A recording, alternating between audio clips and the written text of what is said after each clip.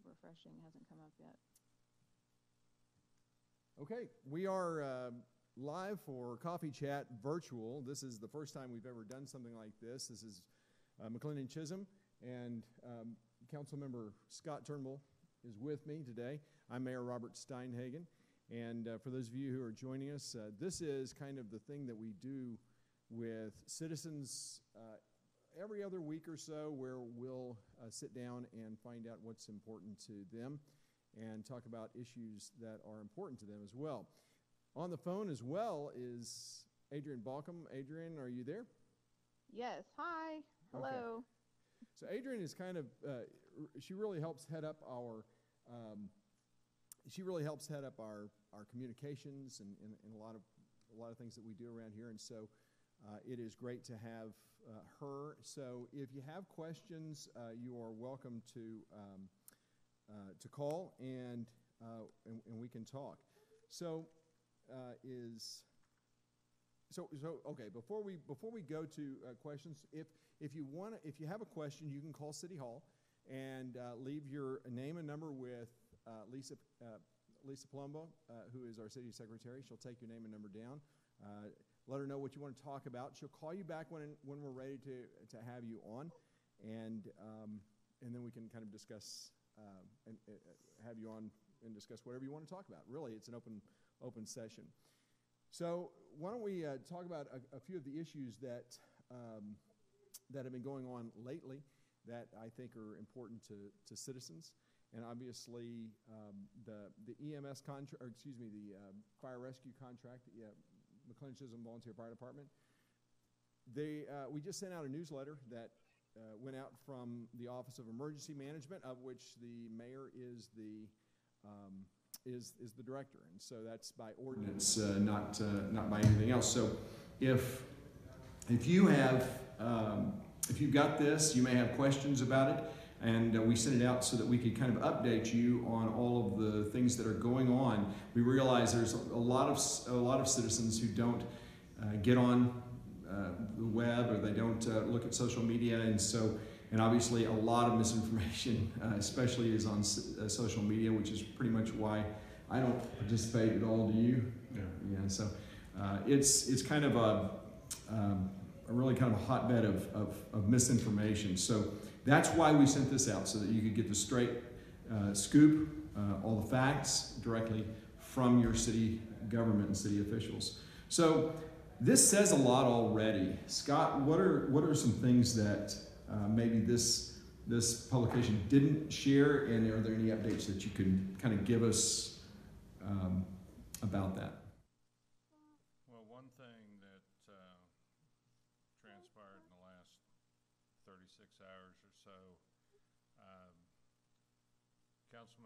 Mayor Pro Tem Orchard reached out to Chief Jones via email and once again asked the MCVFD to reconsider the contract that we gave to them in March, and that they voted down on March 13th, I believe,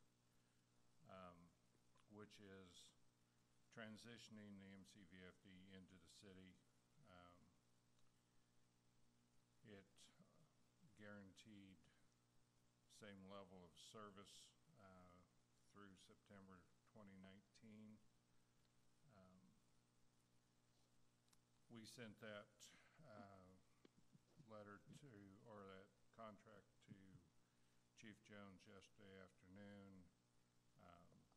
The email exchange and the contract that was sent to him, which had minor updates for effective date and performance dates that had already gone by. That is all posted on the website, the city website, under an open letter to the MCVFD and citizens of McLendon-Chisholm. So if you want to know what the contract says, you can compare the original one that was sent in March to the updated one, so that you know what changes were made. I I believe there's been a recent post saying that this information was,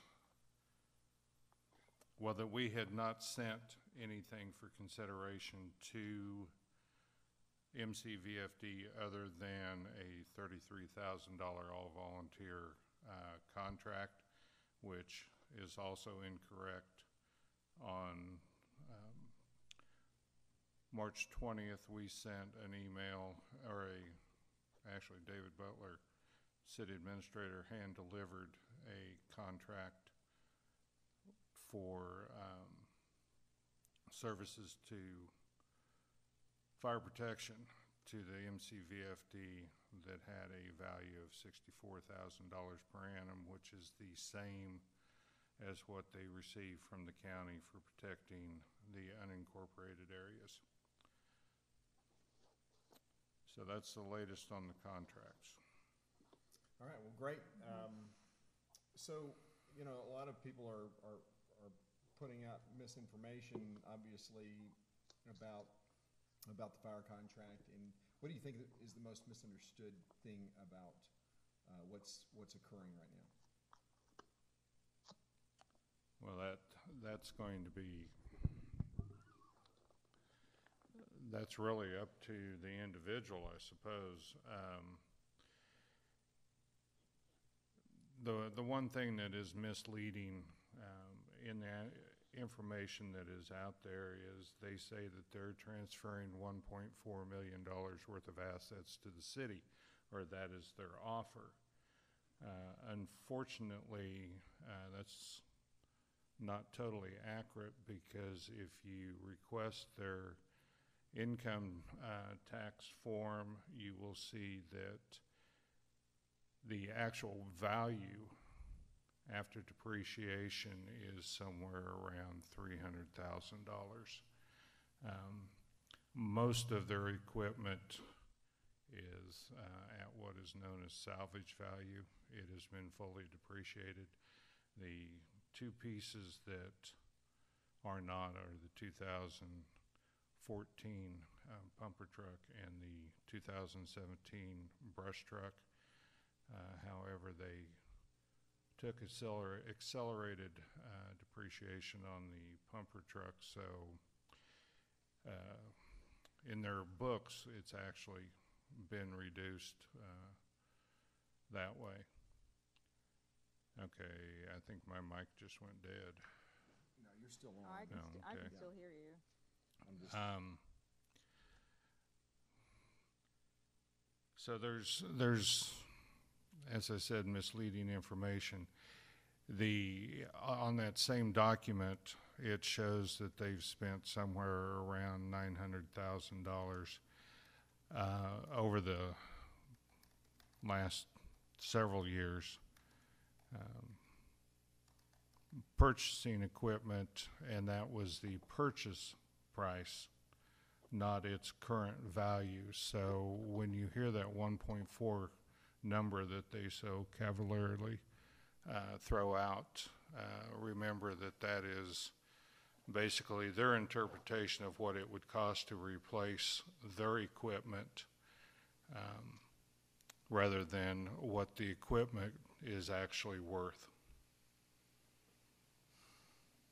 So a lot of the things that have been talking about, are you talking about the equipment that we're considering leasing?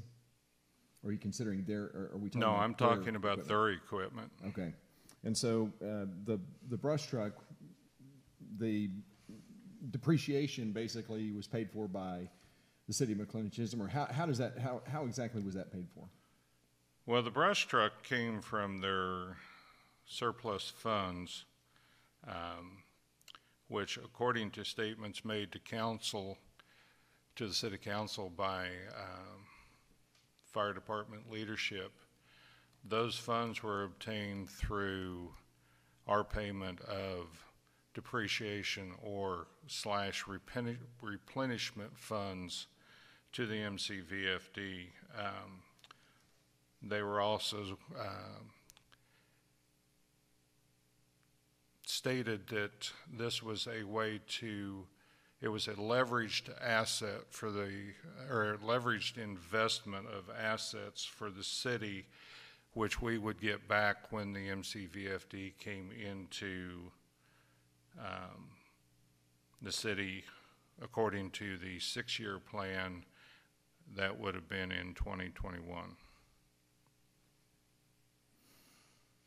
Okay, well, very good. Is there anything else you wanted to highlight regarding the contract? No, not okay. now. I'd rather hear from the citizens. Okay, very good. I also want to address a couple of other issues that came up or have come up, and really one of them has to do with the ETJ and why we gave that away. And just to make it very clear, the city of McLendon-Chisholm really has no control over what happens in our ETJ, and so we cannot control what is built. And those who are in our ETJ can pretty much build what they want.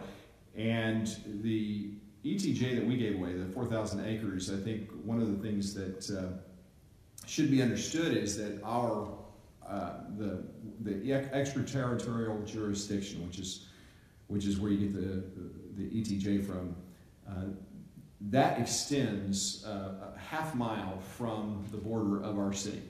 And so from that, if you go all the way around our city, you'll have a half mile of what's called ETJ. Well, if you were to look at the map of the ETJ that is in question, the 4,000 acres, you'll notice that it extends several miles, not just half a mile.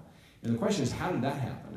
And it's a real simple answer, and that is that the landowners did not want to get annexed by any city, because once they were annexed, then a developer would have to comply with the standards of the city and meet their building code and meet their city plan, comprehensive plan. They'd have to go through planning and zoning. They'd have to jump through a bunch of hoops. And so what they were looking for is a city that couldn't annex, and so that's how they found McLendon-Chisholm. It was bordering the city, their properties. These are 3 property owners from Arizona, developers. And so they basically got together and requested the city to annex them into the ETJ, not into the city. So McLendon-Chisholm did that, and it basically was a protection against annexation so that they could create a MUD district, a municipal utility district. And what that essentially is a city unto itself, where the developer has complete control over what goes in there. There is so many benefits to that. Oh, well, you're right. So there are steps to creating a MUD district. The first is to establish a water district, and so that's the precursor to getting approval for a MUD. The water district basically is established as the way that water will be provided to that tract of land. And a city that does not provide water service, that like McLendon-Chisholm does not, we could not deny that. We could not deny them to create their own water district. So a MUD district, so basically once they've established a water district, and one of the 3 properties had already done that a few years back with the former mayor, who went into lengthy negotiations with that landowner developer. They were in the ETJ, and in hopes that they could negotiate some, I guess, benefit for the city. In the end, the developer walked away. There's nothing motivating the developer to come into the city, especially when you can have absolute control and power of a MUD district. So they, after tens of thousands of dollars in attorney fees, they walked away. And then just last year, the other property owners, developers, they applied for a water district, and that we knew what was happening and what they were trying to do, and so we did go and we did actually meet with the property owners. We held public meetings, or a public meeting where we even invited those who were in the unincorporated area of our McLendon-Chisholm, who were concerned that Rockwall, if Rockwall were to annex that portion of the ETJ, that they would be next. So basically, we had no power, we had no control whatsoever for what goes into that MUD district. They had planned for apartment complexes to be right along the border of our city, along Edwards Road, right behind Sonoma Verde, and we knew that we would have absolutely no control, and we had no other alternative to prevent that. And so that's when we approached the city of Rockwall. And in meeting with Mayor Pruitt, I expressed our concerns. Number one, we didn't want the natural atmosphere of our city to be tarnished. We wanted to try to, as best we can, preserve the wide open spaces. And we have no power over this ETJ, and certainly apartment complexes, multifamily homes, and those kinds of things, high density developments would certainly not bode well for that vision. And so that's when the mayor of Rockwall basically said that, well, you know, the city of Rockwall has built out through its comprehensive plans their apartments. So it would not be something that would come into the city of Rockwall if they wanted to, because the city has satisfied the need to provide that kind of housing. And so that alone was a huge benefit to our city. It doesn't mean that this area won't get built out. It most certainly will. And it doesn't mean that there's not going to be high density development. It will probably be some high density. But what we kind of talked through is moving the higher density away from the city. And Mayor Pruitt even really kind of helped me understand that Rockwall's vision for development is really centered around a couple of things. One is water. The other two is traffic flow. And so they're very concerned about any development that may move traffic onto 205 and make it more congested. And they're wanting to see, and they're requiring developers to really work with the traffic plan to ensure that they're not creating congestion, but they're moving traffic away from areas where gridlock might occur. And you know, with the forward thinking of city planners today and what we've learned throughout the years through decades of these kinds of developments being built, a lot has been learned, and a lot of lessons have been taken from that have helped Rockwall to better plan for the future, which is why they're a great neighbor. It makes no sense to me that people are opposed to it when they say, well, they're essentially saying we would rather trust the developers in Arizona than our neighbors in Rockwall. I also want to address the misinformation about the fact that we didn't get anything in return. First of all, the state of Texas prohibits that. Now, I realize there are some who don't care about the rule of law. We do.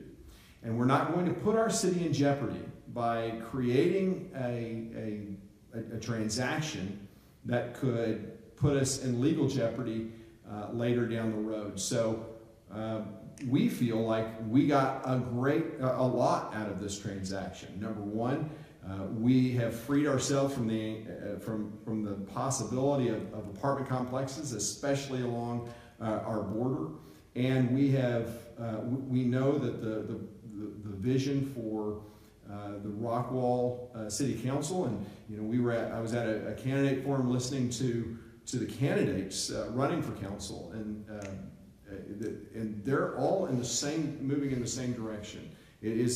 One thing, it seems like every person who's running for council and is on council really has that same sense that the growth that needs to occur really needs to be really well thought out and needs to be controlled. This is something that a mud district would never provide, and so I wanted to kind of talk about that one issue. So, Adrian, is there something, any issues you want to talk about as it relates to communication? Well, I mean, one of the things that I have a passion for is doing my homework and researching and all that. And one of the things that is needed is to finding out what is it that people want. When I first came in, that was my big motivation, was to fix the communication problem that I've learned from the citizen survey. That thanks to you, Mayor, that you came up with an idea to create a survey to reach out to the population to find out what is it they want. And there's a list of questions, and they have a chance to actually put in their own commentary and their own opinions and things of that nature. And through that, I was able to learn that a lot of citizens felt that their voices weren't heard, and they also didn't receive communication about how the city hall came about, or any indication of what was going on in their local city government. So that's one thing that I wanted to try to accomplish, is like, how do we reach people, and that's going to be cost efficient and cost effective for all the parties and stuff. So I came up with, like, well, we need to fix the website, and we need to be able to get on there and put information out there, so people can be able to look up stuff at their leisure, and point directly to where the stuff is at. Also, even before I came on to City Council, I was doing Facebook Live to kind of help with the misinformation that was being promoted out there. And so we started with that, and then we transferred over to YouTube Live because we were listening to the people complaining about the distractions that were happening on the comments and stuff. So we went through that process, and also we're having a newsletter. It's basically an e-blast. It's digital. It doesn't cost the city anything. We do have a database of people that wanted to be connected that way. And so we send out information practically every week, and anytime that we have a change in a meeting or something, we definitely try to get that information out that day as soon as possible. And we also give them quick links to where this information is located. And as we evolving through communications, we're learning that there's a different generation that doesn't do social media.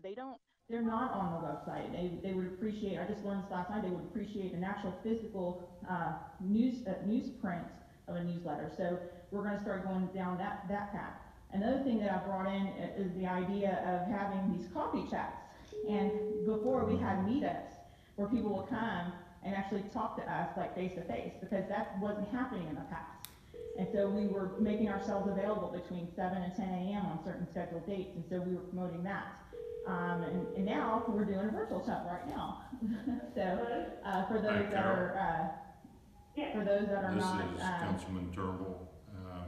I don't know if you can hear me, but Councilman Turnbull's talking. Oh, you can hear him? Yeah, I can hear him. I'm sorry. I know, you're fine. The live feed on YouTube. Hi, Carol. So I'm just continuing on I've listed like about 16 different ways of how to be able to communicate with the city officials.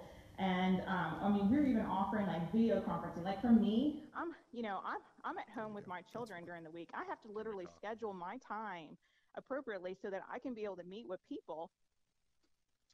So what I do is I have offered myself to have video conferencing to be available to be able to speak with people if need be, or having conference call with another council member while they're there at City Hall, or I physically schedule my time to be able to meet with people directly.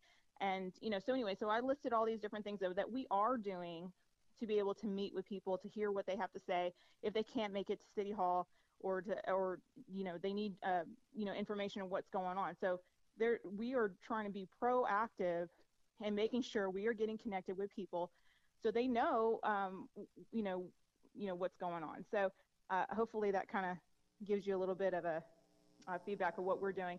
Another thing too is that we want to try to get citizens involved in committees and things of that nature. And this is our first committee that I was able to organize. It was an ad hoc committee for a feasibility study for emergency services, and that's going well. And we, I'm looking forward to seeing more involvement from other citizens to be involved on their local government and stuff. So we have other things coming along. I mean, we have a small city office. We have, there's just a lot of things that there's a lot of people that want to have instant information. They want things now, and things we are trying to change to accommodate a variety of people, so that we can make sure that we're doing all that we can to get that information out there, and also get people's feedback and opinions on different things and all that. So I think the survey is, for me, as a council member, is so good, and it's my go by. It's what I'm able to go back to figure out how I need to deliberate on different things, or to research on, or to go and find information to better serve the people. And so I encourage everybody, the survey is such a impact for us all, as a go by for us. So I just encourage everybody to definitely get involved. When city officials are sending out surveys, this is your voice, your time to say what it is that you say, because you have a busy schedule. Everybody has different things going on in their life and all that. They don't have time to come out to may not have time to come to the city council meetings, but if they do, thank you for coming and sharing your citizen comments and all that, because that too is important. But again, we're trying to make our effort to communicate with you guys and to get feedback, so that we can be able to do our job effectively. Yeah, I think that a lot of citizens don't understand how we really do pay attention to that survey. It's the one way that people can communicate without fearing being shouted down.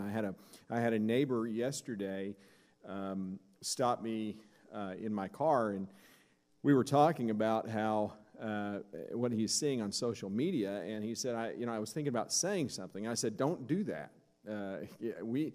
The moment you say something, you're going to be shouted down. And he said, well, that's really true, because every time I see someone opposing anything that someone doesn't agree with, there's no civil discourse. It is an absolute beatdown. And so what's great about the citizen survey is, number one, it's anonymous, so you can say anything you want, and people do. We get some very direct comments, but also you have the freedom from being vilified or demonized by people who disagree with you. And the great thing about America is we all have different points of view. It's why I'm so committed to ensuring that the voice of the people of McLendon-Chisholm are heard, both through citizen comments, through the surveys, and other means. Anytime someone wants to talk to me, I'm more than willing to do it. So these are things that are important, I think. And Adrian has done an amazing job of making all of these things really grow and thrive. And I think that what's great is, one of the things that I was most impressed by is that when it comes to city news, people spend more time on our city website than anywhere else. That's where their source of news for city of what goes on in our city is. And so that was a kudos to you, Adrian, and for the work that you're doing. Well, thank you. I appreciate that. Well, and that's the other thing, too. I was totally encouraged by that, too, because that helps me know, am I doing my job well? Or, this is, and I try to strive to do better. And if there is things that I need to do better, please tell me. If you have a solution, I am willing to hear it. That's the thing, too. I don't mind criticism, but then there's also people that want to criticize, but then they don't know a better way. And so, again, we are working tirelessly to try to make sure that we're doing all I can to get communications out. And again, all of this information, the information that's out there or whatever. The main thing that you should remember is go to the source. go to the person that's actually involved in the situation, to actually talk face to face, because there's going to be a whole bunch of hearsay. Okay, well, where's the facts? Where's the facts? Well, the facts are on the website. And not to mention, we have a stellar city secretary. She does a heck of a job, and I commend her for everything that she's doing at City Hall. I never really appreciate it until how much I'm able to see behind the desk of how incredible she works.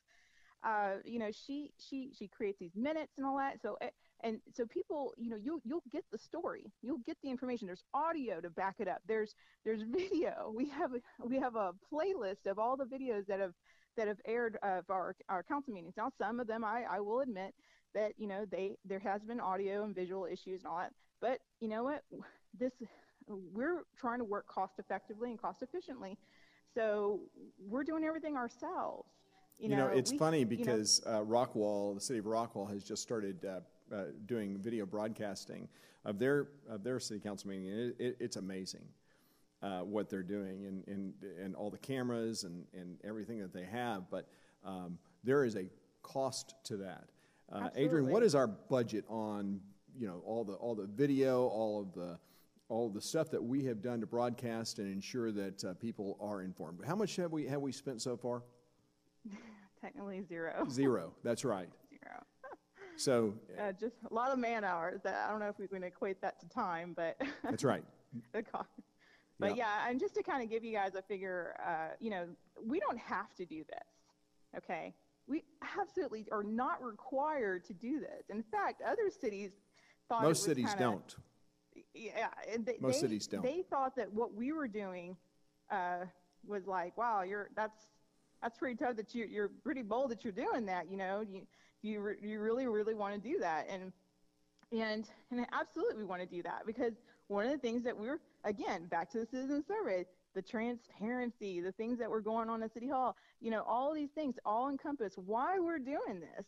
And so we're trying to put our foot out there to make sure that we're doing everything that we can to be different than the past. And again, maybe they didn't think about these things, or maybe they didn't, whatever their issues were, maybe they didn't think about broadcasting at that time, how to be able to do these affordable solutions. Again, here we are, this is what we're trying to do. But to give you a cost idea, I mean, there's companies that would offer these types of services for like $20,000 to $45,000, and that's not including, the maintenance hours and things of that nature. So there is a cost. There's also a time that you do need to start doing these types of archiving, and I think it was like whenever you reach, was it 5,000 people or was it 50,000? It was definitely a population number when you start have to by state law. State law requires it? Yeah, by state law. Okay. Mm-hmm. So, I don't know. But yeah, it's definitely something that we're trying to get into the mode of doing. And I think it's a very, very good thing. And also, it's it will help us the time that we're waiting to approve the city council minutes. We can be able to go back to the video if we can, or listen to the audio. Right. And because again, all that information is helping us do our job better. Absolutely. Well, and we have a citizen on the phone, Carol Rossini, who of Rossini Vineyards. Can I use that term? Yes. Okay, good. So Carol and her husband. A little background about her: she and her husband live in High Point Lake Estates. Is that right? Yes, it is. All right, and so they're neighbors of ours, and they had a vision to do something unique, and that is to create a little vineyard, to maybe create a wine tasting room that's something quaint, something elegant, and something different that is really kind of blends well into the uniqueness of McLendon-Chisholm. And so there have been some challenges along the way, obviously, because we want to make sure that whatever is built in our city, especially when it comes to business, really it complements those that are around them. And so they have purchased, 15 acres? 25. Okay. That's a significant difference. Sorry. 25 acres off of 205. And their vision is to create a vineyard. And we kind of talked through that. And so I appreciate you calling. What would you like to talk about?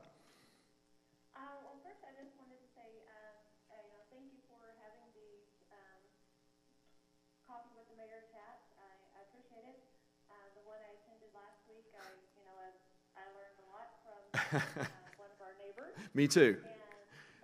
And as well as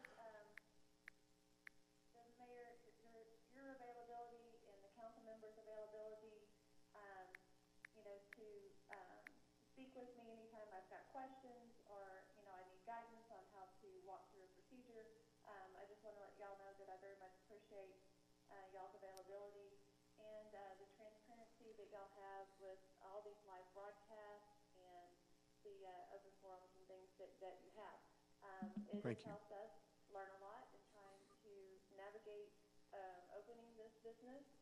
We originally had a lot of plans that we thought out for the property that would still maintain the rural, wide open spaces that the city, wants and that was desired off of the survey. As you pointed out, our property is right along the 205 corridor, where everybody wanted to see the businesses as well. And the front part of it is zoned as business. Yes, sir. Right? Yeah.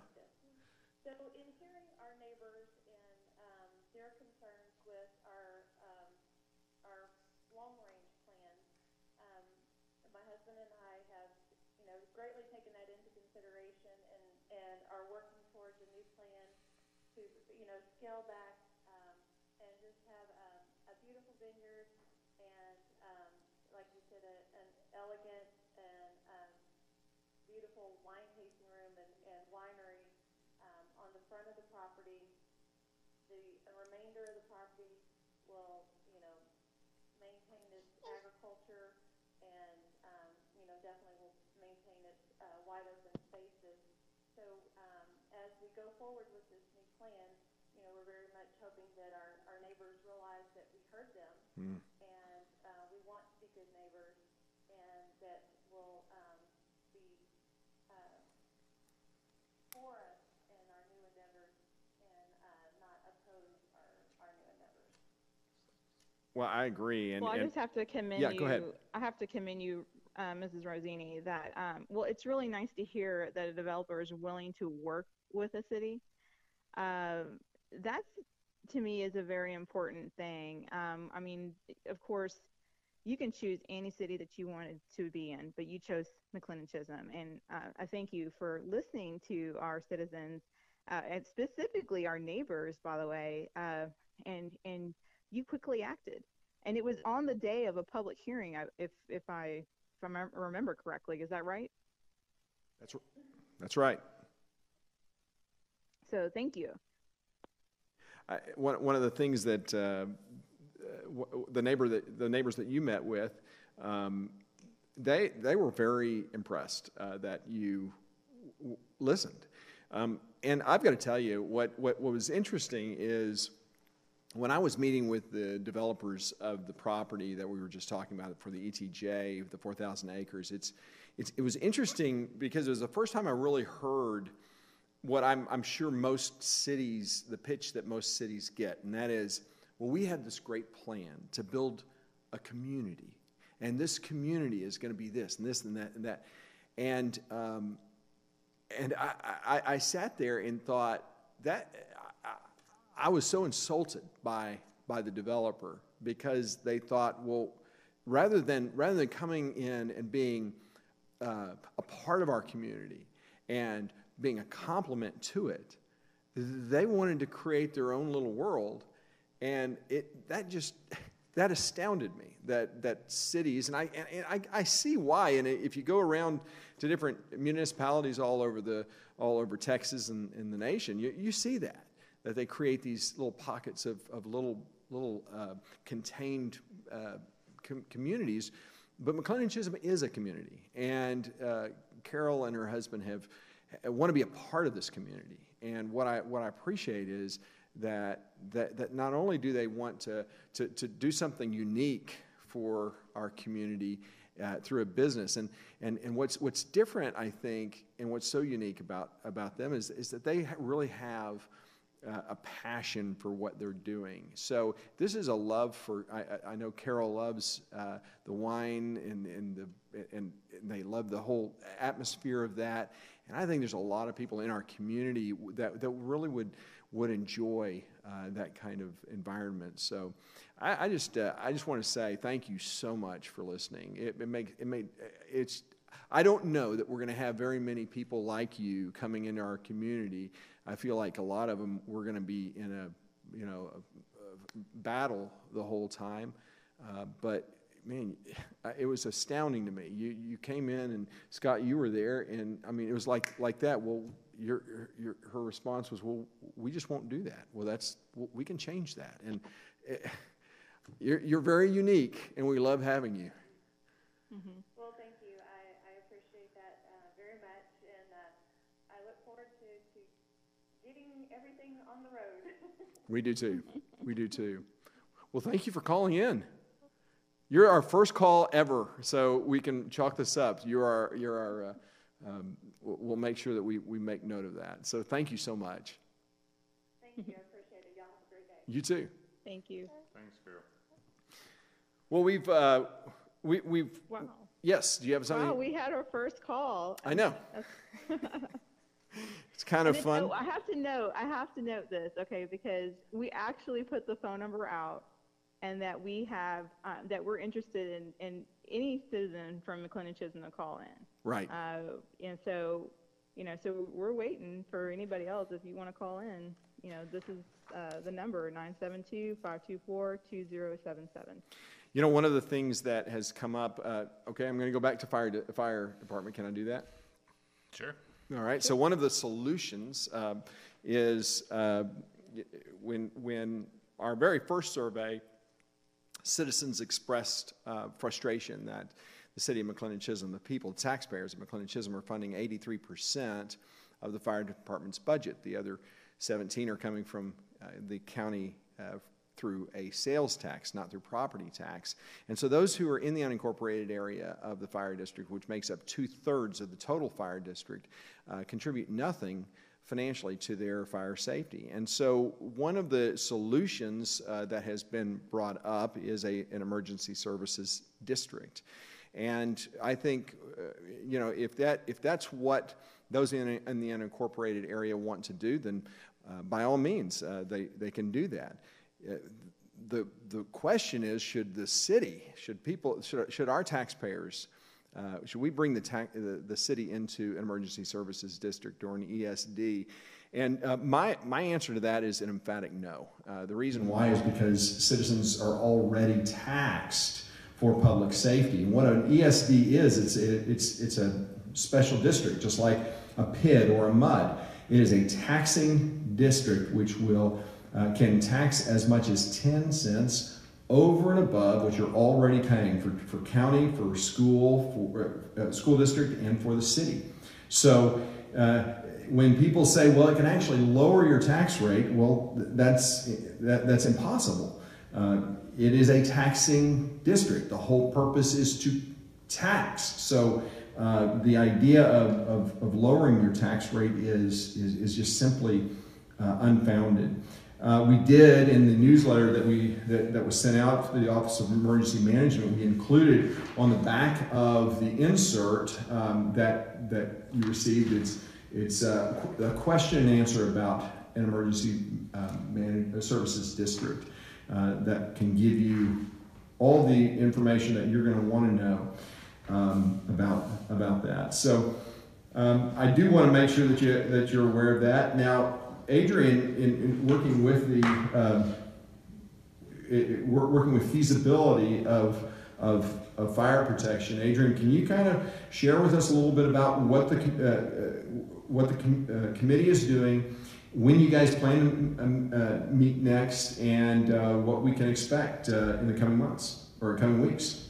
Well, just to kind of catch you guys up on what's happened is that so we formed an ad hoc committee. It included citizens in it, and Scott Turnbull is also a member of the committee as well.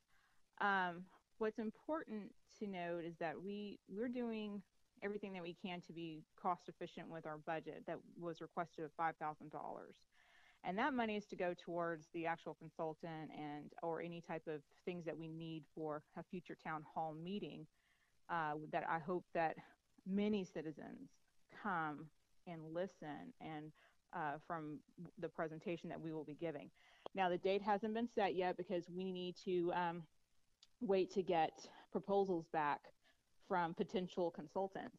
I can tell you right now, as of this week, we ended up getting about 4. They basically told me that they're interested in doing a bid for the proposal.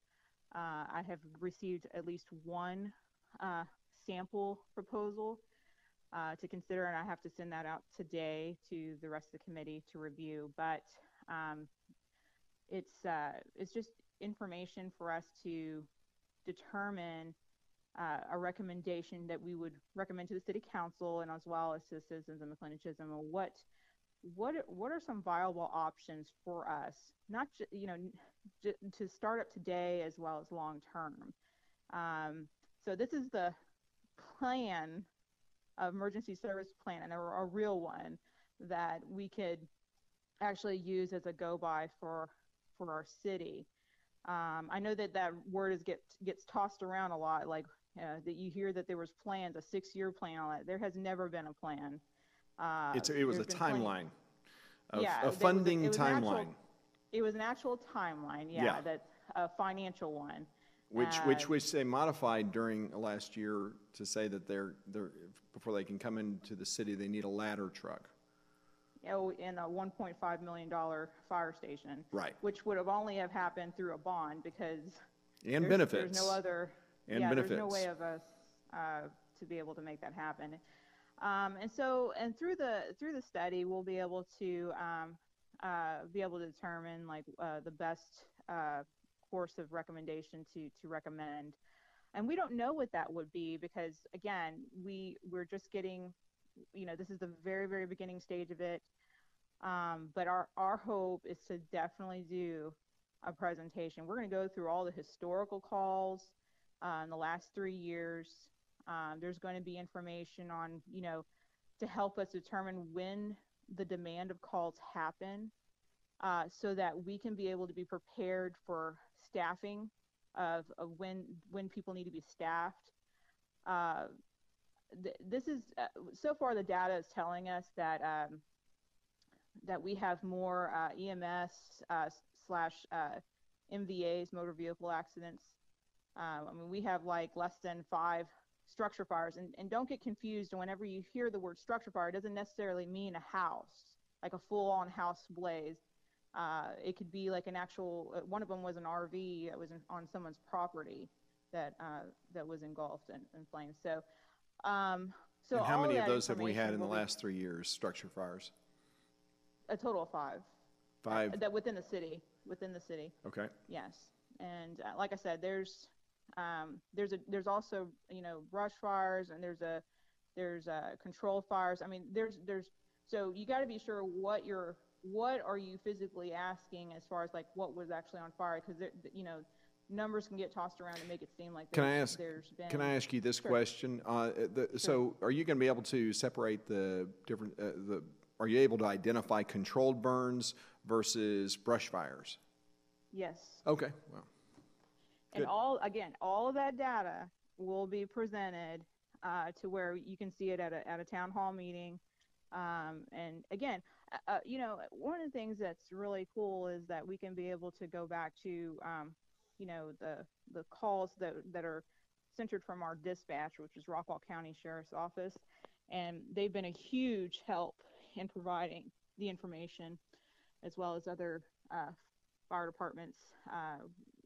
We have several cities that contributed their incident reports, and unfortunately, we did not receive any incident reports from MCVFD, and we've requested of them multiple times since last year. Those incident reports. And the reason why we need those incident reports is to be able to identify the data that's being requested from these grants, and also to be able to determine, what is our historical call information, because that information is to be able to help the consultant to determine, you know, a best course of action for us.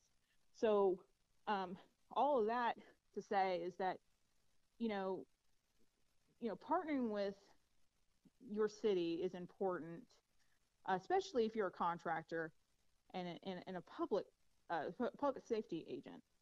That needs to be completely understood, that if you really are serving the people, then this is something that's essential, because we don't want to sit there and waste the budget or the monies that is for us to steward.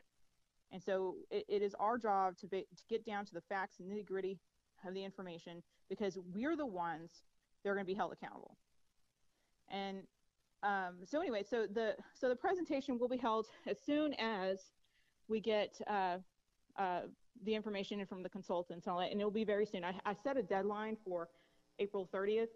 Wow. So like I said, I have 4 potential coming in. They've said verbally that they're going to be sending in a bid. So I'm really, really excited.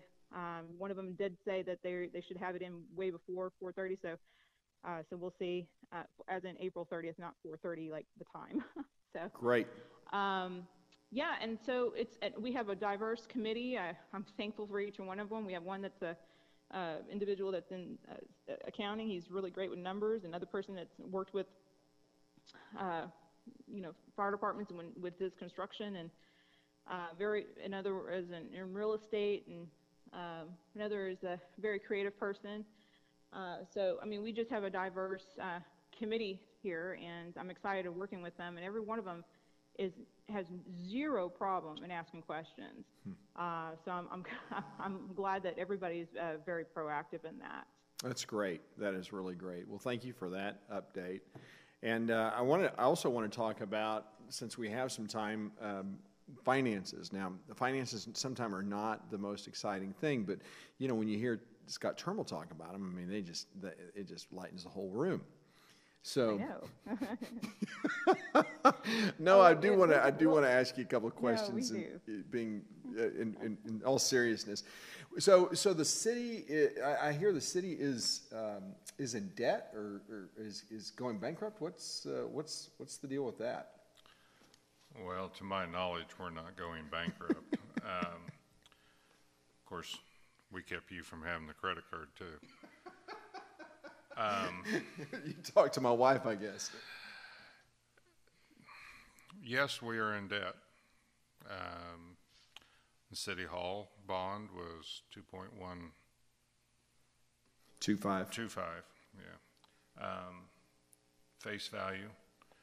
Then we're paying interest on that. The total payout was right at $3 million. We have substantially reduced that interest rate by the action that we took this year of paying off one of the longest term, most expensive portions of that bond, and the mayor's pointing.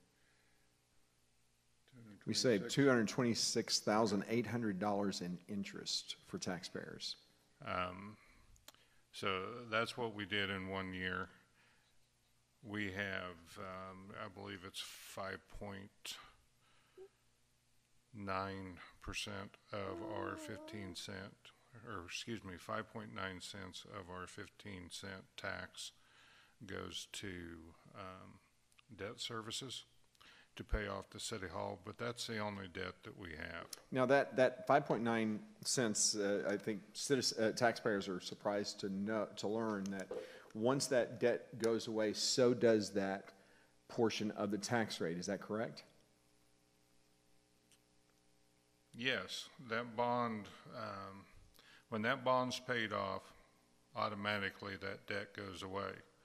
Now, in most cases, in most cities, what you will hear, and this occurred at the Republican candidate forum, where the city of Rockwall announced that they are spending, I forget how many $1 million that they're going to do on fixing their roads. And the mayor assured them it would not cause a tax increase because as other bonds roll off, these will come into effect and replace them. And that's what usually happens, is once a city gets used to having tax revenue, they don't give it up. Yeah, and so that, but the state of Texas requires, and that's why if you're in the 75032 area code, you probably got the pamphlet, and I was going to bring it with me, that really kind of tries to sell you on the bond, because it is something that the voters of the city of Rockwall are voting on, and they have to approve it. So the way that it is being sold is exactly how you're saying. It's not going. The way they sell it is, it's not going to raise your taxes. You will have the same tax rate, which is true. But the state of Texas requires that you vote on that. So this is unlike when they took on the bond. We didn't vote on that, and that's what that was the problem to begin with. So that tax rate goes away. Scott, you've been instrumental in helping us to kind of put our financial house back in order, which has been substantial. We've spent a lot of time looking at finances. You've done the bulk of that work, and I appreciate that. I want to kind of go through a few of those things if we can. I'm going to start with a tax increase. It was for sales tax that we had first asked citizens through the survey if they were open to it, and if they would be willing to bump up to 8.25%. So the taxpayers, the citizens of McLendon-Chisholm said yes in the survey, but we still put it on the ballot and let the voters tell us for sure, and they did. And so that was passed because that is our commitment to ensuring that we don't raise any taxes, we don't raise the tax rate, or that not anymore. We won't raise your taxes unless you approve us to do so. That's been our commitment, and it will continue to be our commitment. But I think, Scott, one of the biggest changes to our financial condition really had to do with some of the contracts, or actually, the city fees, which no longer favor developers but citizens. Can you kind of go through because how that worked and why it made such a big difference? Well, in the past, the way our fees were set up, they actually benefited the developers over an individual person. You paid a fee per permit or per platting, and it didn't matter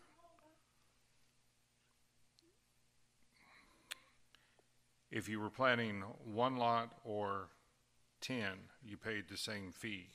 And on top of that, you paid a per acreage fee.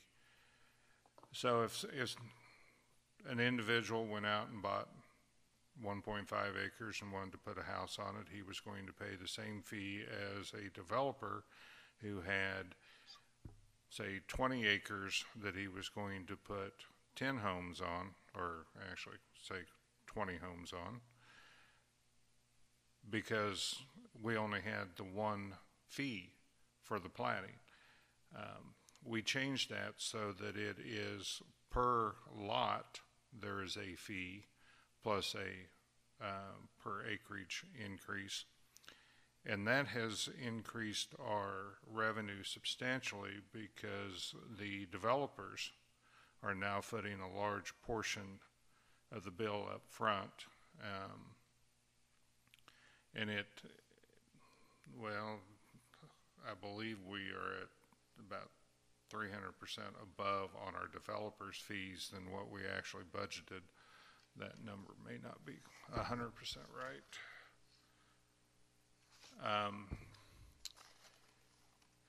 But it has helped us excel on our income so far the first half of the year. We will be addressing that more in the next council meeting when we have the actual numbers, hard numbers from our CPA. but as of March, we were 71% or 70% of our revenue for the year, and we had 30% of our expenditures. So we were over budget on our revenue and under budget on our expenses, which is always a good thing. How much are our expenses? We had roughly 30% spent of our expenses, of our projected. Now, when you talk about that, though, we're talking fiscal year, and that's different than the calendar year. So our fiscal year ends on September 30th. So we're almost halfway there, really. Well, we are halfway there. The number I just gave you was for the first 5 months of the year. We, as I said, will have our mid-year information at our next council meeting, or we're supposed to. One thing that was interesting that you should probably bring up is about the interest that you found. Yeah. That was significant and has never been done before. So can you talk about that? Because that was a huge win for us. The interest? Yeah, well, that you discovered with. We have, one of the reasons that it hadn't been done is because interest rates for the last few years have been nominal at best. But we did redo our investment policy, and we have moved our surpluses to a statewide investment pool that is one of the few places that municipalities can invest, because the type of investments the city can make are controlled by the state legislature. And we are, I'll put it this way. Last year we were getting about 0.25 of 1% on our money that was sitting in the bank, and this year we're getting roughly 1.4%. Wow.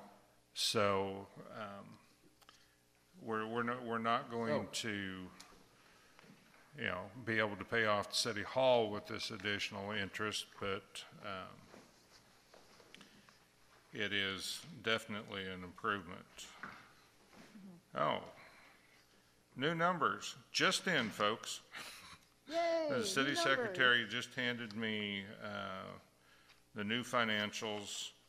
We are at 77% of our revenue for the year, 6 months in. I underestimated our development income, which is the planning fees and et cetera, 400% over budget. So we've received $115,887 in development income. We budgeted for $29,000. So Wow. The developers are paying their fair share now. That's good news. Our total operating expenses, let me make sure.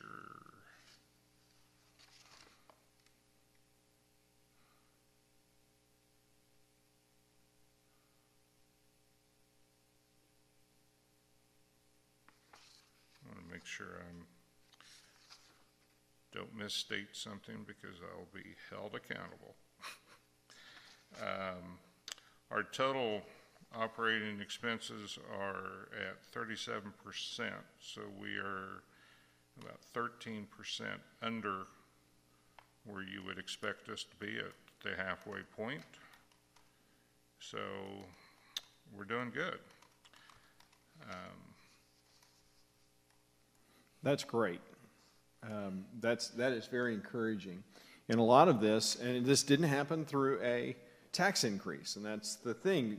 When 2 years ago, when we were leading the tax rollback campaign, those who were trying to keep us from doing that and trying to keep citizens from voting in favor of the tax rollback were telling us that it would bankrupt the city, that the city desperately needed the money.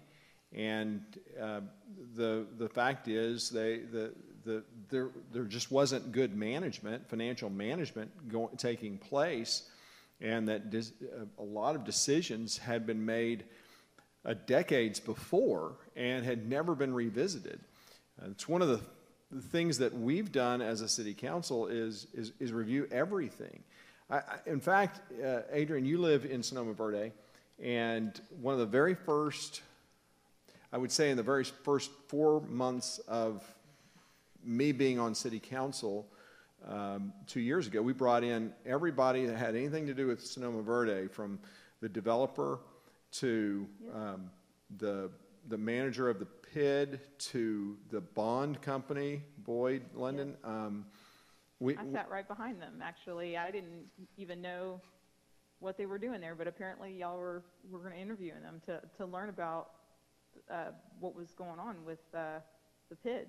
Yeah, because it was, you know, I received, I think, about that much information that I had to put in binders and go through and to try to understand how the decision was made, first of all, why it was made the way it was, what the burden on the PID of the PID is on homeowners who live in Sonoma Verde, what impact it would possibly have to taxpayers who don't live in Sonoma Verde.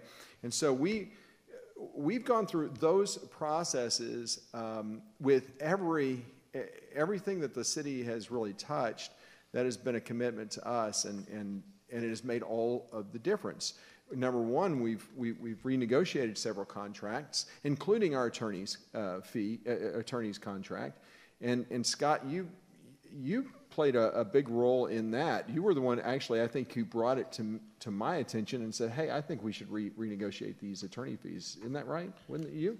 Well, I talked to Mr. Pascal, and we discussed various different payment methods of how we could do things, and Mr. Pascal was very willing to work with us. We worked out a retainer type fee, which is very common in the legal world.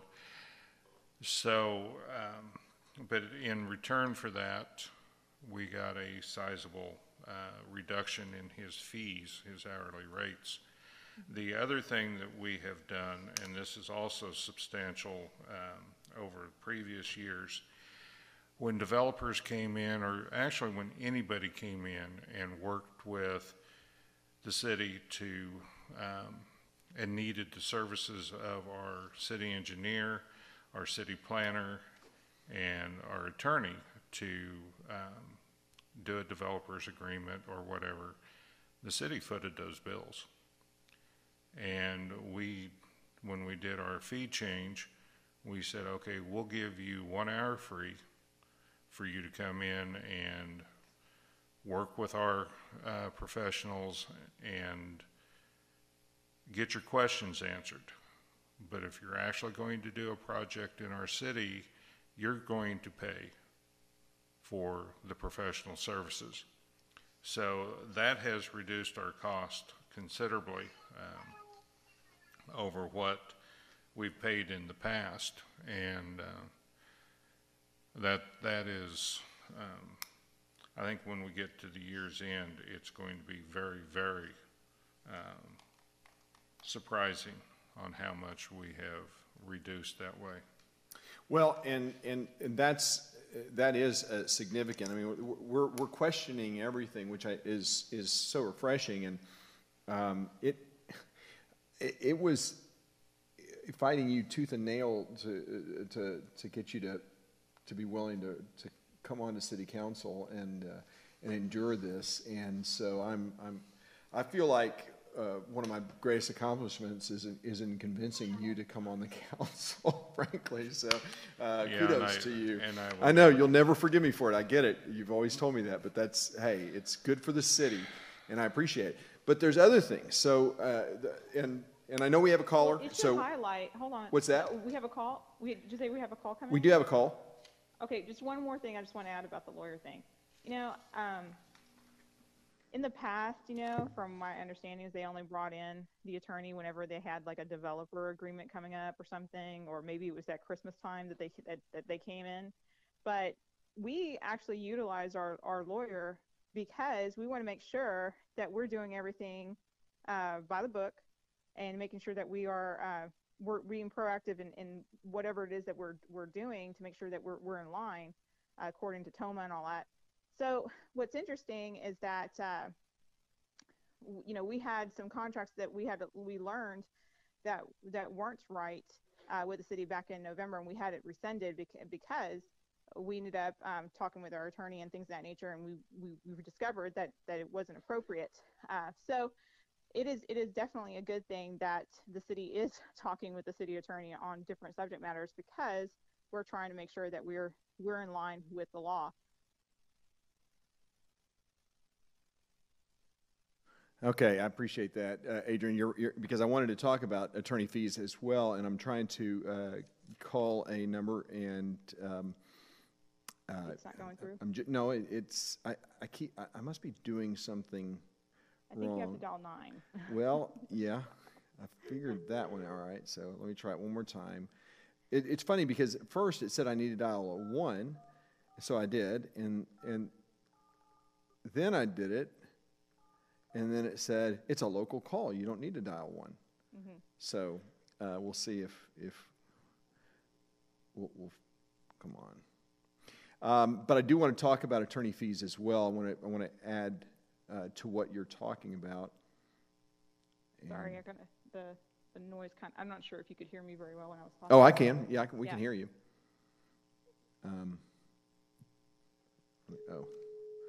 Let's try. Let's see if that.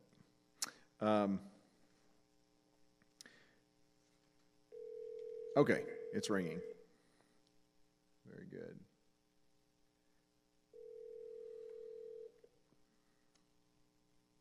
Hey, Brian.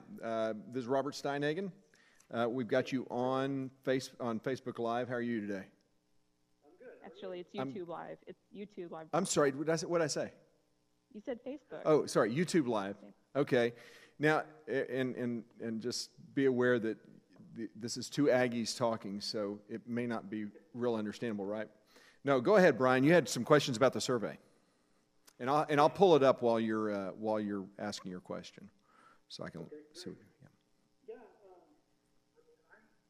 I sincerely applaud you guys, utilizing the survey or coming up with the idea to send out a survey. I think it's a great way to reach a mass amount of people. I think it's a great way to, direct policies and make informed decisions. I think that's a great method.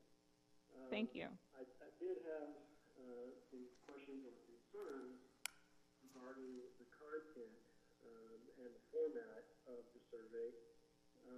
And so, I've got questions queued up from the survey that I just kind of wanted to get some context on and talk about, the availability of context for those specific questions in the survey, or the lack of availability of context. Really the first question I had was question 14, and I know that you touched a little bit on it earlier regarding, advance payments on City Hall bonds, which... wait a minute, the question is for who? I guess it's for either one of you. Oh, okay. Because Scott for some reason has stepped out, and I don't know where. All right, but go ahead. I apologize. I'm sorry, Brian. So the question itself is basically just says, Council Member Scott Turnbull led the City Council through a comprehensive review of city finances, and as a result, passed a resolution to advance payments on the City Hall bond, which will reduce the total cost of City Hall bond debt, saving taxpayers $226,800 in interest. And the question is, do you agree with the City Council on the following? Personally, I think anybody reading that is going to be 100% on board with that. It sounds excellent. It sounds great. However, my question is, where is the money coming from to do that? From the revenue. I wonder, and I wonder if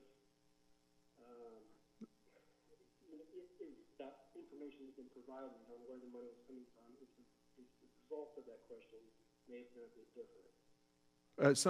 It's from the, okay, so there's a couple of places that it came from. So the question is, has to do with the question regarding well, can you tell me what page that was on? Actually, I don't have the paper copy. I'll just got the extrapolated Excel file. Oh, okay, all right. Let me, the question is about the bond money to make the advance payment on the City Hall bond. Where did we get it? And so I know that there are a couple of places that we got it. One is from the surplus, but Scott was talking about. That Scott was talking about. The other place was remaining funds that were left over from the bond itself that were never spent. And we saw that it was what, $50,000-$60,000? Okay, hold on. Is the question 60? Is it Councilmember Scott Turnbull recommended that the council reallocate the unused portion $304,237 of 2008 budgeted public safety funds either to form a city-owned No. It's on page 29. Council member Scott Turnbull led the city council through a comprehensive review of city finances and as a result passed a resolution to advance payments on the City Hall bond, which will reduce the total cost of City Hall bond debt, saving taxpayers $226,800 in interest. So we had go ahead. Three different sources. Sorry, we had three different sources. One was surplus INS from the year before. Another was unspent bond funds, and the third was, even though we lowered your taxes, we changed the balance and did a small increase in the INS portion while reducing the maintenance and operation portion of your taxes. And that's how we came up with the money to make the payment on the 2034 portion of our bond, which was running at 4%. That was one of the most expensive pieces of our bond, and that's also the reason why the savings was so great, is because we're shortening the term of the payoff and we're paying down the most expensive part of it. Does that answer your question? It certainly helps. Is it fair to say that none of the money used to advance payments on that bond is being taken from public safety in any form? That's correct. Okay. The question was, is that money, did that money come from public safety budget in any way, shape, manner, or form? And no, it did not. So go ahead. I'm making sure that everyone hears it, Brian. Go ahead. Yeah, I appreciate that. You also need to note also that the public safety is going to be a separate bucket. The public safety has a separate bucket for, what's the total, Scott? 329,000. The allocated amount in the budget was $329,550. Correct. All right, Okay. go on. Okay, Brian. I'm sorry. Yeah, no worries. The very next question. Councilman member Stimlingham is leading the council through a review of city ordinances, et cetera. And so I'm great with that as well. However, I've gone to a few city council meetings, and it's been a long time since I've heard an update from Mr. Woodham on that specific task. And so I just didn't know where we stand on that at this particular point. Yep, and Brian, thank you. That's a great question. I appreciate that. Yeah, it may have been one of the meetings. You come to a lot of the meetings, and I appreciate it. So it may have been just one of the ones that you missed. But we did have, I think we paid $2,500 for a company to do basically a legal review, making sure that all of the ordinances were up to date, and anything that was not was going to be updated. We have been waiting for that, for the ordinances to come back to us. So they finished it, but we've got to wait, and because we didn't want to start creating more ordinances or taking away ordinances, things like that, with an old copy. So that's why we've been kind of in wait on that. Okay. And it's not just from any company, it's from Franklin. But yeah, it's Franklin. What are they called? Franklin. That's the company. Oh, sorry. Franklin is the. Yeah. It's the company that codifies our ordinances, and when you go to the website to search through the ordinance, you're actually going to their database and pulling it up. Okay. I appreciate that update. And they did it for how much? It was $2,500. $2,500. Yeah. Go ahead, Brian. Okay. So the next part of my question has to do with fire protection, and I was really surprised at the structure of the survey once we got to the fire protection section. Specifically, the portion that lays out, The timeline. well, the facts. Oh, the facts. Sorry. Yep. Right. And so, I just wanted to kind of talk about a few of those. The first one is the MCVFD turns away off-duty professional firefighters that are willing to volunteer for tree emergencies. And I'm not going to read the rest of it, but I'm just wondering where that statement came from, what the motivation of including that on a survey. When I think survey or citizen survey, I think an objective survey, and I try to be objective in every decision that I make. I try to keep both points of view, and that to me, I don't know where the proof of that is. First part, and second, it seems like just a direct attack that I think was unnecessary, and one in which would direct somebody to answer the following questions in a certain manner. Okay. So the question really has to do with the wording of the one question related to the fact that professional firefighters are turned away by the MCVFD if they won't adhere to being a part of a full member of the fire department. You're asking, why would we put it in there? You're challenging the objectivity of the question as being biased and almost where you would think that, in your opinion, the question should be less provocative. I just don't necessarily believe that that should be included in the survey altogether. Well, yeah. If you may not agree with some of the points that we put in there, but these are the points, these are the issues that we were facing. One of the, when we're looking at, okay, how do we first of all bring down the cost of public safety and increase the quality of public safety? Or is there a possibility? And understand, the fire department, you do understand, they would not talk with us about these things. They would not negotiate these things. So when I had firefighters, professional firefighters, come to me and say, because when I asked, would you ever volunteer with the MCVFD, I had them tell me, well, I tried, but I'm not going to go through. You've got firefighters that are TCFD qualified. They're full-time professional firefighters with Dallas Fire Department, Rowlett, other big fire departments that pay for their training and that ensure that they've got their certification. But every time that they're at the firehouse or whatever, they're doing a lot of training. Plus, they're actually going on calls, a considerable amount of calls. So their experience level is quite high. If they're willing to come, if they're willing to come home and put on a pager, and basically what they're saying is, call me if you got a fire. I'm glad to do that.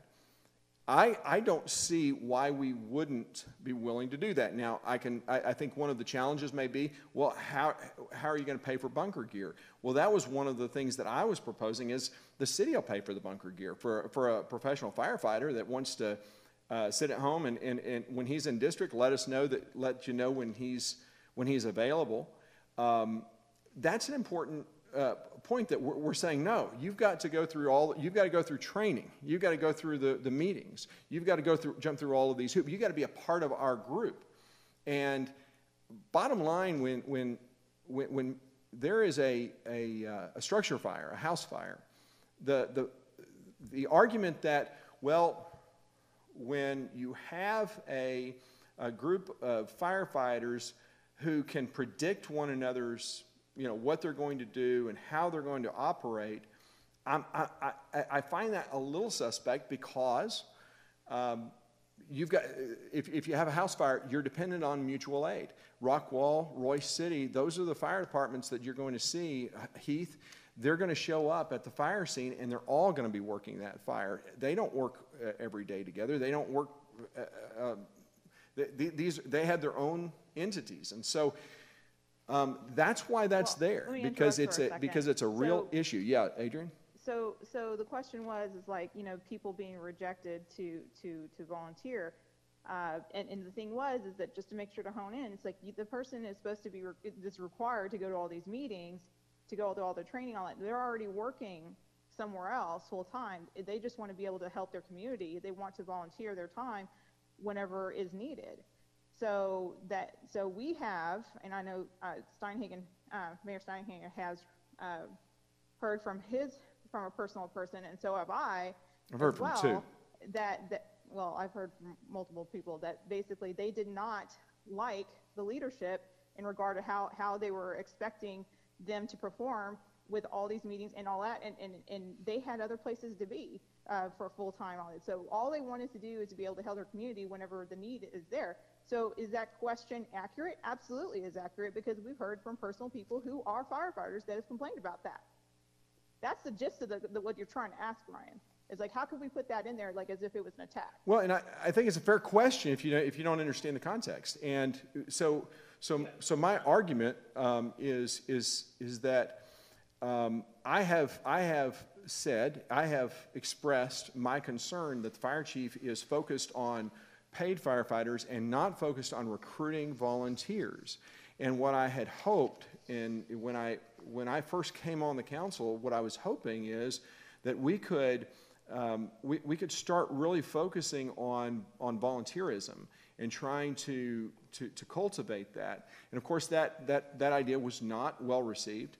When I became mayor, I again reiterated that I would like to see our fire department, because of the unique location that we're in, I would like to see our fire department become, for us to have a place where young men and women who want to be firemen and firewomen, or firefighters, excuse me, where they can get some experience that will help them get up on the list. And what I mean by that is, my best friend lives across the street, is a fire chief with Dallas Fire Department, and the waiting list for those who want to be firefighters compared to police officers. I mean, the police officer waiting list, I don't even know if they've got a waiting list. The firefighter waiting list is just huge. That's why you see so many firefighters going to other smaller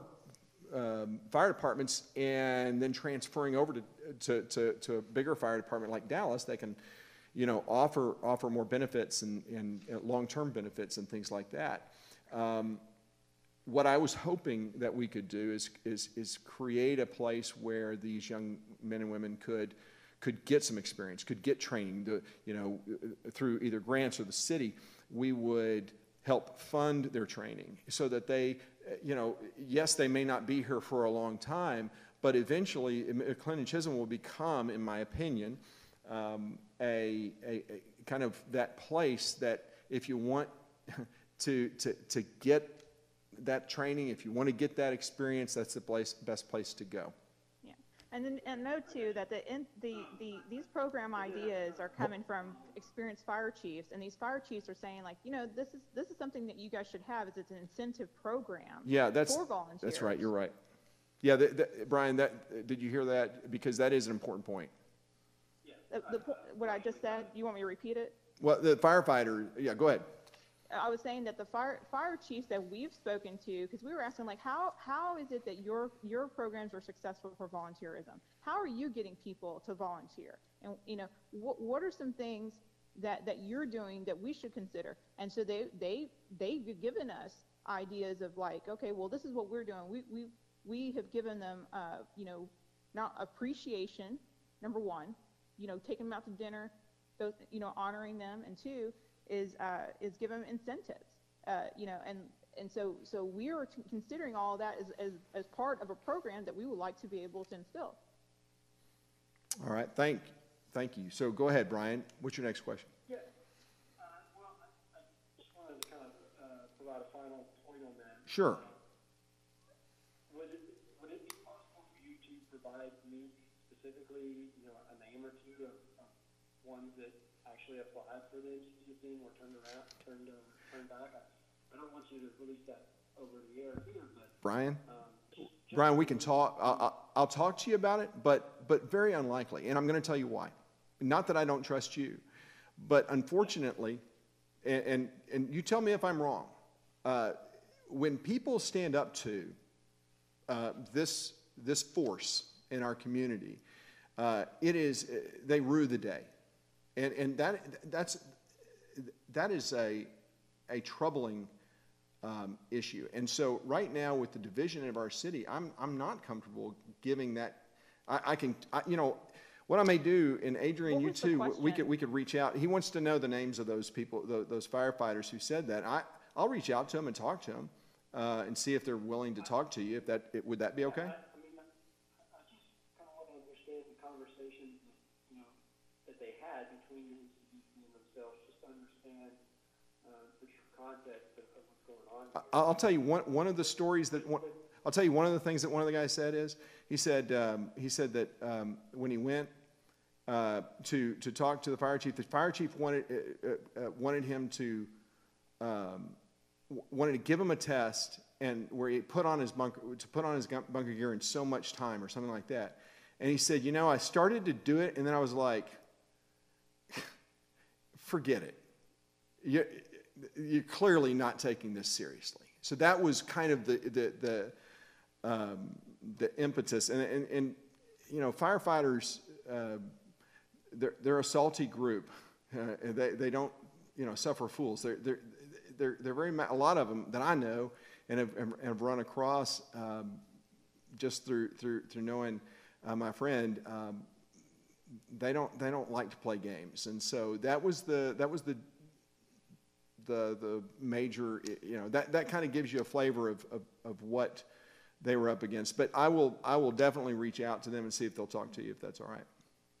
Great, yeah. Okay.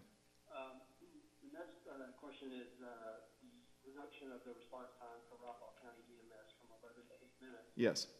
That happened in October last year. Correct. I applaud your work on that as well. Thank you. I just, given the way that it's presented on the survey, it seems to me like it with a little added context there, it may have changed the responses. To me, personally, I feel like EMS personnel and firefighters are necessarily complementary parts to one individual puzzle. And it's my understanding that MCVFD has actually beaten Rockwall County EMS to incidences recently on 205 and in other areas between October 2017 and now. Okay. And so, did you pull the incident report? Did you pull the incident reports? this is with the understanding that Did you pull the incident report of when the timestamp is?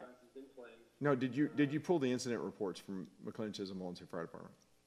I have not. Okay. So where are you getting the information? From people within the organization. Okay. Okay, And by well, the see, way, that's- and I'm not going to, hold on, Adrian, I'm not going to dispute that happened.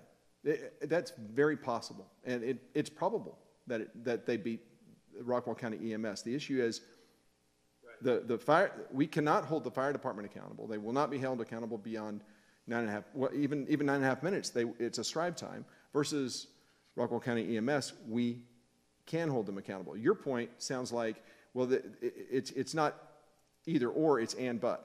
It's kind of complementary. Why not have both? Well, I'm kind of envisioning an incident where, let's just say an elderly gentleman is on a second floor of a house. Right. In Rockwall County, and assuming we're all volunteer at this point, Rockwall County EMS is the first to show up. They're several minutes ahead of a volunteer firefighting force, and they need to get a gentleman downstairs on a stretcher and loaded up. And to paramedics, for whatever reason, maybe there's physical limitation there, I don't know, but for people, let's just think that they can't by themselves get this elderly gentleman downstairs and loaded up into the box. And so they're sitting there waiting on a more capable force. Maybe it could be an extrication of some type. And so, personally, I feel like, again, the two parties are necessarily complementary, and right now, they're functioning flawlessly from what I see. We've received reports from, recent structure incident in Sonoma, Missouri, and MCDFD was first to respond there, from what I understand. Again, that's not the incident report, but I'm not going to say it didn't happen. So go ahead. you're right. Yeah.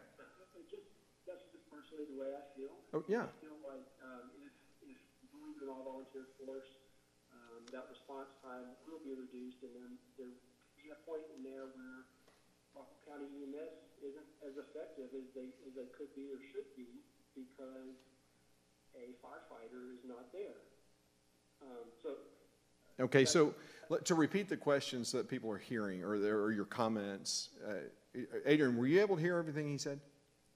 Barely. I'm not understanding what his question is. Well, I his point, apologize. he's making a point that his concern is that if you have an elderly gentleman, and this has happened, and I've talked to Rockwall County EMS, where they have somebody on a second floor, for instance, of a house, and it's they need extra hands to get that individual downstairs, and not having the fire department there to help in that is time that if you have to then call the fire department out, that's time that could be spent in transport to the hospital.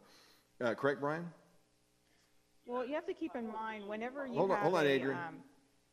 Go ahead, Brian. My whole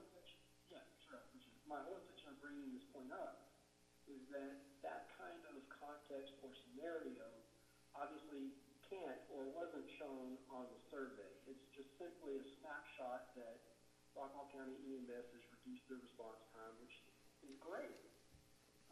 Brian, your concern is that we did not include that as part of the survey to provide to provide a contrasting point of view or a situation where the MCVFD's value is clear.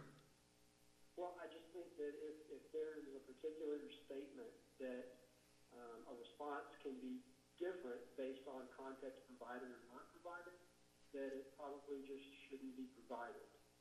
Well, okay, so let me address the issue. First of all, if we do have let's say that's a situation that occurred where an elderly gentleman is on the second floor, they need help getting him down, we have to remember that we have advanced life-saving skills on scene. So if there is a situation where the person is critical, they are in very capable hands waiting for that. Now, I would argue that is the exception and not the rule. And I believe that the role of government is not to govern by the exceptions, but by the rules. We can highlight events that occur all the time that are exceptions.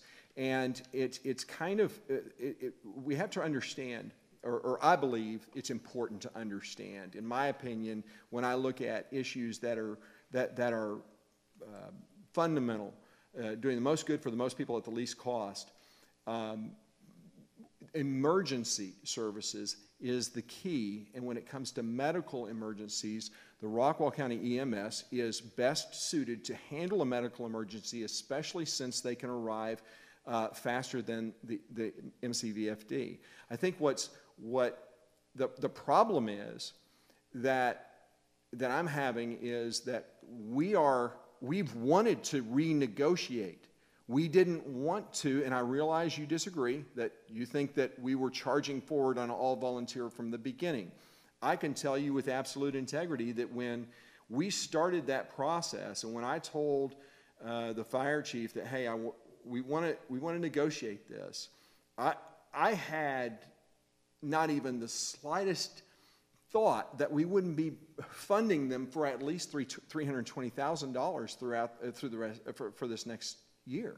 That wasn't the issue for me. It was how do we need to change? How do we need to adapt to the changing environment that we now face, especially with this new contract? I wanted to work with them, but instead what we got back was, we're not negotiating. This is it. You take it or leave it.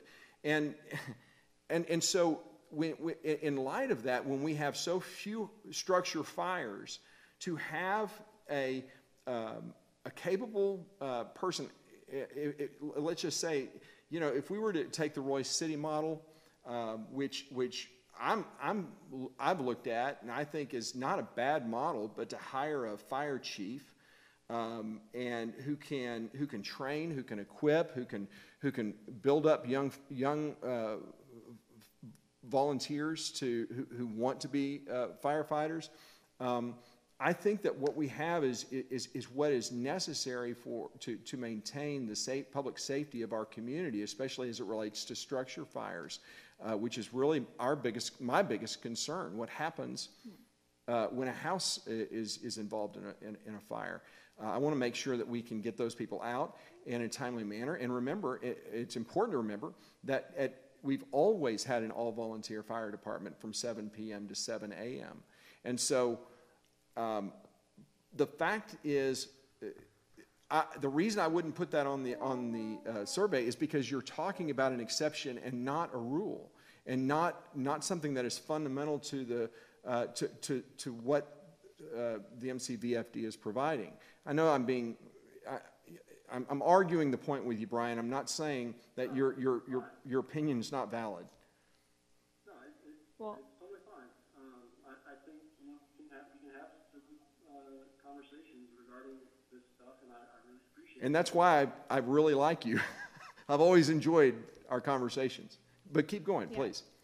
So just I wanted to iterate also is that call numbers for our medical call dispatch, it's 97, and they dispatched on this particular call that happened in Sonoma Verde. They contacted the Rockwall County EMS, and yes, according to this call code, they would dispatch MCVFD because of the fire district that they have agreed to serve. So just because they arrived there first, that's great, because then if they can be able to help in whatever, if they had to bring somebody down and help with the heavy lifting, all that. But at the end of the day, it's not to say, okay, well, we got there first. It's not about getting there first. The issue is that the person may need some type of medical assistance, and it turns out that that's what Rockwall County EMS can be able to do, those types of services. And so we need to make sure it's not, we shouldn't be so hooping and hollering about like, oh, well, they got there first. Okay, well, yeah, they got there first, and then they were a help.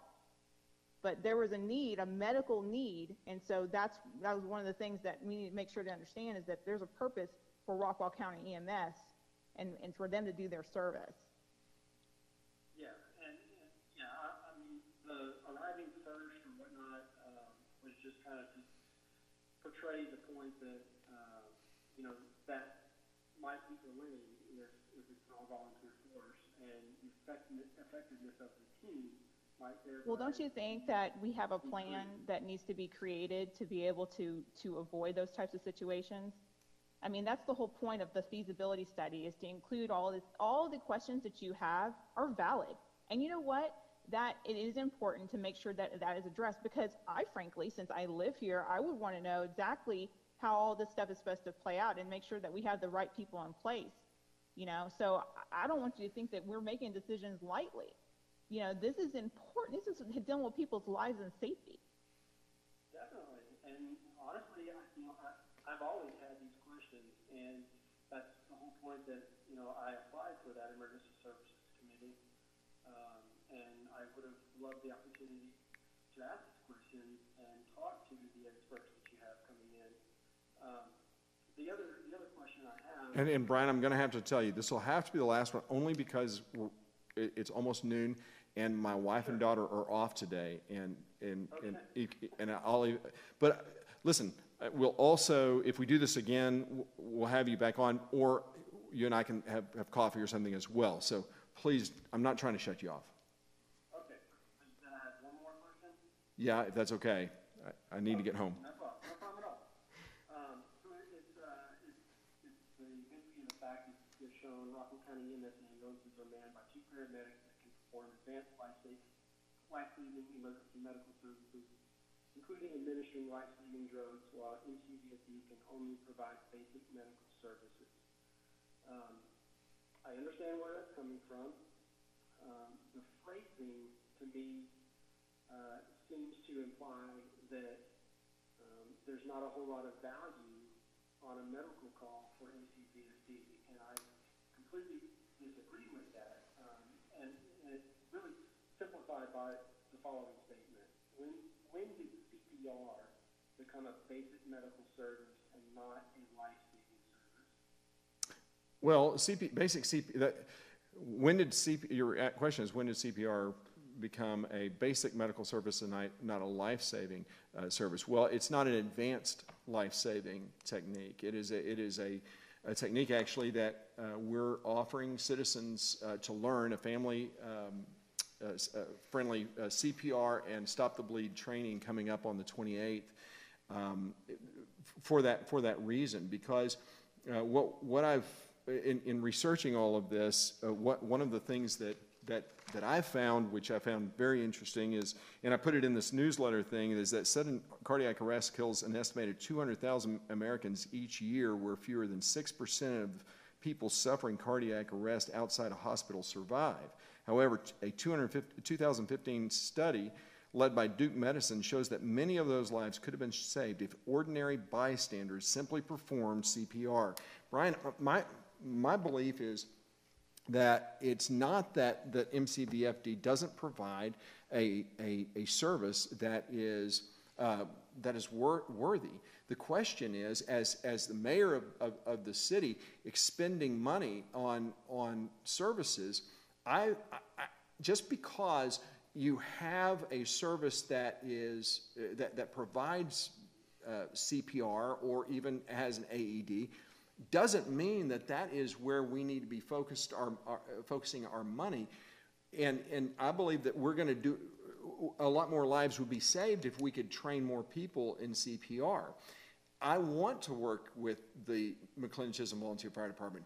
Again and again, I've said it over and over again, I would love to come to a resolution that would be amicable for both parties. The problem is we've not been able to come to a resolution, and it's not because we're not willing. But at the same time, we're also not going to throw money at the problem, and we're not going to say that that what is being asked for is right or fair. We have a responsibility as fiduciaries of taxpayer dollars to make sure that everything that we invest in for the people of McLendon-Chisholm is going to do the most good for the most people at the least cost. So I go back to the fact that you have a faster guaranteed response time with the Rockwall County EMS versus the McLendon-Chisholm Volunteer Fire Department.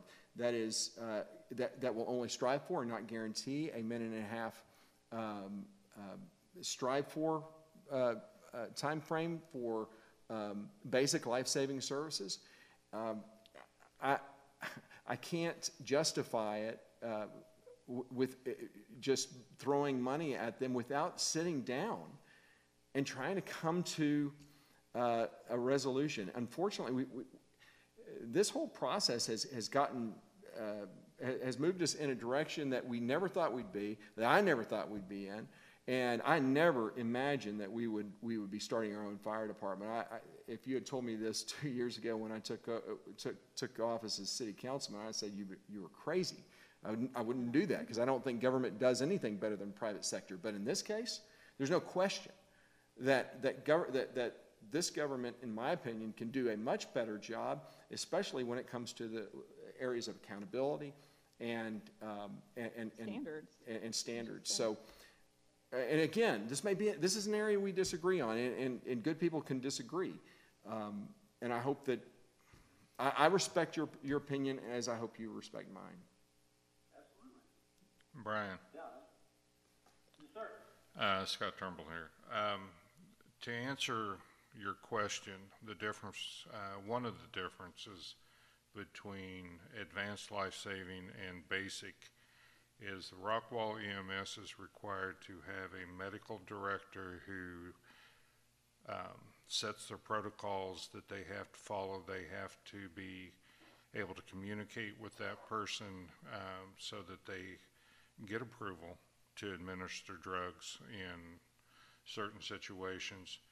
And that's the definition of advanced life-saving, is the fact that they have those protocols in place and are supervised by a medical doctor. So while CPR may be the most effective thing,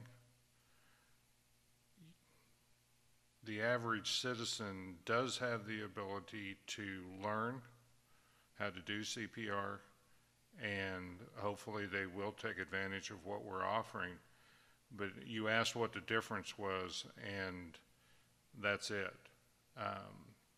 It's requirements that are put upon EMS to have medical supervision for what they do.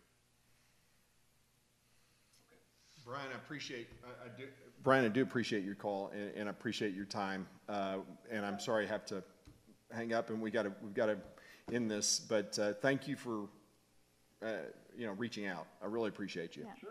Yeah, hopefully he'll call again. Hopefully all right, you'll man. call Thank again, you. Brian. Thank you. All right, Let's stay in touch. All right, well, citizens, thank you for tuning in. If you're watching it via recording, thank you for that. And we hope that this was informative and helpful to you. Have a great week. Thanks so much.